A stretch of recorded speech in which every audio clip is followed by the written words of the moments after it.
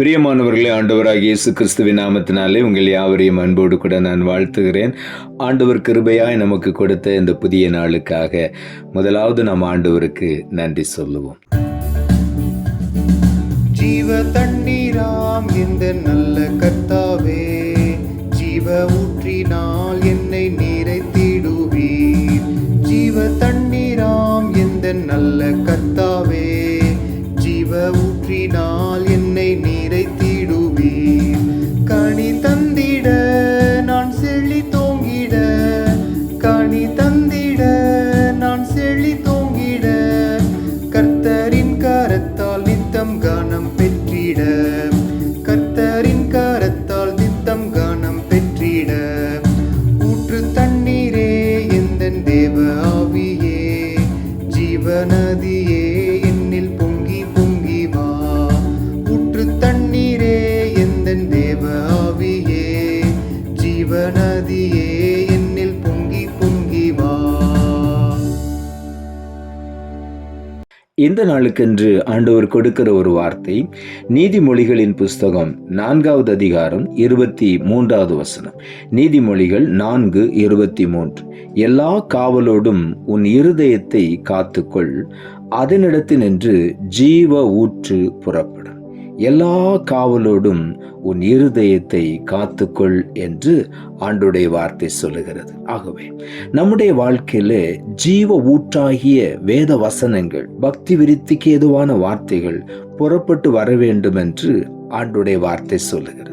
ஆகவே தான் எல்லா காவலோடும் இருதயத்தை நாம் காத்து கொள்ள வேண்டும்.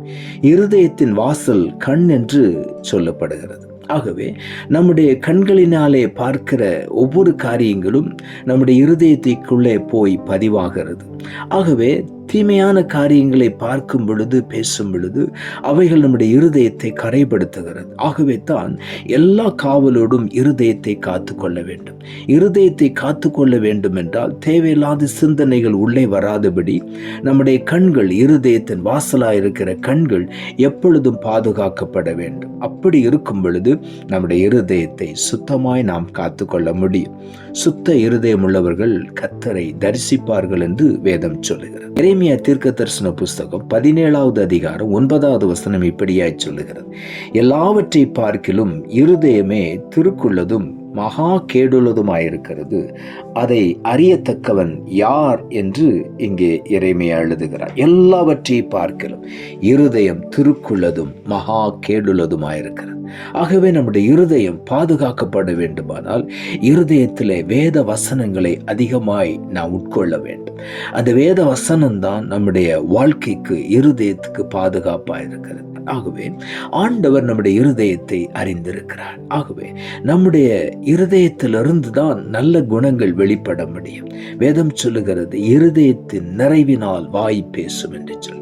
லூக்கா எழுதின சுவிசேஷம் 6வது அதிகாரம் 45ஆம் வசனம் இப்படியாய் சொல்லுகிறது. நல்ல மனுஷன் தன் இருதயமாகிய நல்ல பொக்கிஷத்திலிருந்து நல்லதை எடுத்து காட்டுகிறான், பொல்லாத மனுஷன் தன் இருதயமாகிய பொல்லாத பொக்கிஷத்திலிருந்து பொல்லாததை எடுத்து காட்டுகிறான். இருதயத்தின் நிறைவினால் அவன் வாய் பேசும் என்று எழுதப்பட்டிருக்கிறது. நம்முடைய இருதயம் நல்ல விசேஷத்தினால் நிரம்பி இருக்கும் பொழுது நம்முடைய வாய் நலமான காரியங்களை பேசும்.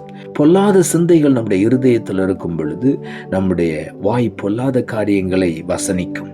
ஆகவே இருதயத்தின் நிறைவினால் வாய் பேசும் என்று எழுதப்பட்டிருக்கிறது. வேதத்தில் ஆண்டவராகிய இயேசு கிறிஸ்துவின் கிருபையுள்ள வார்த்தைகளை குறித்து அநேகர் ஆச்சரியப்பட்டார்கள் என்று எழுதப்பட்டிருக்கிறது. அவருடைய வாயில வந்த கிருபையுள்ள வார்த்தைகள் அதே தான் நம்முடைய வாழ்க்கையிலும் இருக்க வேண்டும் என்று ஆண்டவர் எதிர்பார்க்கிறார். நம்முடைய இருதயத்திலிருந்து புறப்பட்டு வருகிற வார்த்தைகள் இன்னொருவருடைய வாழ்க்கையை கட்டுகிறதா இருக்க வேண்டும், இன்னொருவருக்கு சந்தோஷத்தை கொடுக்கிறதா இருக்க வேண்டும், இன்னொருவருக்கு சமாதானத்தை கொடுக்கிறதா இருக்க வேண்டும். ஆகவே தான் வேதம் சொல்லுகிறது, சமாதானம் பண்ணுகிறவர்கள் பாக்கியவான்கள், அவர்கள் தேவனுடைய பிள்ளைகள் என்கிற உரிமையை பெற்றுக் கொள்ளுகிறார்கள். நம்முடைய இருதயம் நல்ல வார்த்தைகளினாலே, வேத வசனங்களினாலே நிறைந்திருக்கும் பொழுது நம்முடைய வாய் நலமானதை பேசும். அது மற்றவருடைய வாழ்க்கையை கட்டி எழுப்புகிறதா இருக்கும். யோவான் எழுதின சுவிசேஷம் 7ஆம் அதிகாரம் 38ஆம் வசனம் இப்படி இப்படியாய் சொல்லுகிறது, வேத வாக்கியம் சொல்லுகிறபடி என்னிடத்தில் விசுவாசமாய் இருக்கிறவன் எவனோ அவன் உள்ளத்திலிருந்து ஜீவ தண்ணீருள்ள நதிகள் ஓடும் என்று இங்கே எழுதப்பட்டிருக்கிறது. வேத வாக்கியம் சொல்லுகிறபடி ஆண்டவரிடத்தில் விசுவாசமாய் இருக்கிறவன், அவருடைய வார்த்தையின் மேல் விசுவாசமாய் இருக்கிறவன் எவனோ அவனுடைய உள்ளத்தில் அவருடைய வார்த்தை இருக்கும். அந்த வார்த்தை தான் ஜீவ தண்ணீர். அந்த வார்த்தை தான் விசுவாசத்தினாலே வரக்கூடிய ஜீவ தண்ணீரை புறப்பட்டு வர பண்ணுகிறது. ஆகவே நம்முடைய இருதயத்தில் கர்த்தருடைய வார்த்தை இருக்கும் பொழுது, அந்த வார்த்தையை விசுவாசிக்கும் பொழுது அவருடைய உள்ளத்திலிருந்து ஜீவ தண்ணீர் உள்ள நதிகள் புறப்பட்டு வரும். அநேகருடைய வாழ்க்கையின் தாகத்தை தீர்க்கும். அநேகருடைய வாழ்க்கையில செழிப்பை கட்டளையிடும். ஆகவே நம்முடைய வார்த்தைகள் மற்றவர்களை செழிப்பாக்க வேண்டும், சமாதானத்துக்குள் நடத்த வேண்டும், மற்றவர்களை கட்ட வேண்டும். அநேக ஆசீர்வாதங்களில் நம் மூலமாய் ஒரு நதியை போல புறப்பட்டு வர வேண்டும். அதைத்தான் இன்றைக்கு நம்மிடத்தில் ஆண்டவர் எதிர்பார்க்கிறார். அப்படிப்பட்ட ஒரு நல்ல இருதயத்தை ஆண்டவரிடத்திலே கேட்போம். மார்க் எழுதின சுவிசேஷம் 7ஆம் அதிகாரம் 20ஆம் வசனம் இப்படியாய் சொல்லுகிறது, மனுஷனுக்குள்ளே இருந்து புறப்படுகிறதே மனுஷனை தீட்டுப்படுத்தும். அதை தொடர்ந்துள்ள வசனங்களை 21, 22, 23 வசனங்களை வாசித்து பார்ப்போம் என்று சொன்னால், மனுஷனுடைய இருதயத்திலிருந்து பொல்லாத சிந்தனைகளும் பலவிதமான தீய எண்ணங்களும் புறப்பட்டு வந்து ஒரு மனிதனை கெடுக்கிறது என்று வேதம் சொல்லுகிறது. இருதயத்திலிருந்து புறப்பட்டு வருகிறதே மனுஷனை தீட்டுப்படுத்தும் என்று. ஆகவே நம்முடைய இருதயத்தில் வேத வசனங்கள், பரிசுத்தமான வேத எழுத்துக்கள் பதிந்திருக்கும் பொழுது நம்முடைய வாயிலிருந்து புறப்படுகிற வார்த்தைகள் பரிசுத்தமாயிருக்கும்.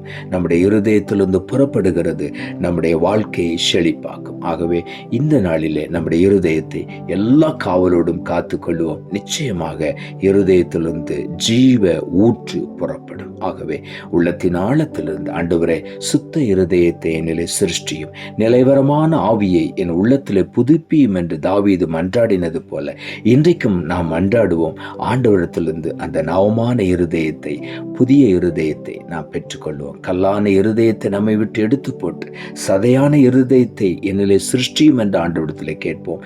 நிச்சயமாக புது இருதயத்தை பெற்றுக்கொண்டு நம்முடைய இருதயத்தில் வசனங்களை அதிகமாய் உட்கொண்டு வசனத்தினால் நிரப்பி நம்முடைய வாயிலிருந்து வரக்கூடிய ஆசீர்வாதமான வார்த்தைகள் அநேகரை கட்ட, அநேகருக்கு சமாதானத்தை கொடுக்க, அநேகருடைய வாழ்க்கையை செழிப்பாக்க ஆண்டவர் நம் ஒவ்வொருவரையும் இந்த நாளிலே நன்மையினால் நிரப்பி நம்மை பயன்படுத்துவார். நாம் ஜெபிப்போம். அன்புள்ள ஆண்டவரை, கிருபையா நீர் கொடுத்த இந்த புதிய நாளுக்காய் மறுபடியும் எமக்கு நன்றி செலுத்துகிறோம். ஆண்டவர் கொடுத்த ஜீவனுள்ள வார்த்தைக்காக நன்றி. எல்லா காவலோடும் இருதயத்தை காத்துக்கொள், அதனிடத்திலிருந்து ஜீவ ஊற்று புறப்படும் என்ற வார்த்தையை கொடுத்தேன். வசனத்தை கேட்டுக்கொண்டிருக்கிற ஒவ்வொருடைய வாழ்க்கையிலும் இன்றைக்கு தங்கள் இருதயங்களை சோதித்து பார்த்து ஆண்டுடைய பாதத்திலே அர்ப்பணித்து வார்த்தைகளை உட்கொண்டு இருதயத்தை நல்ல வார்த்தைகள் எல்லாம் நிரப்பி ஜீவ ஊற்று புறப்படுகிற ஒரு ஸ்தலமாய் ஒவ்வொருடைய இருதயத்தை மாற்றி ஆசீர்வதிக்கிறபடினால் உமக்கு நன்றி தாழ்த்துகிறோம். இரட்சகர் இயேசுவின் நாமத்தில் ஜெபிக்கிறோம் நல்ல பிதாவே, ஆமென்.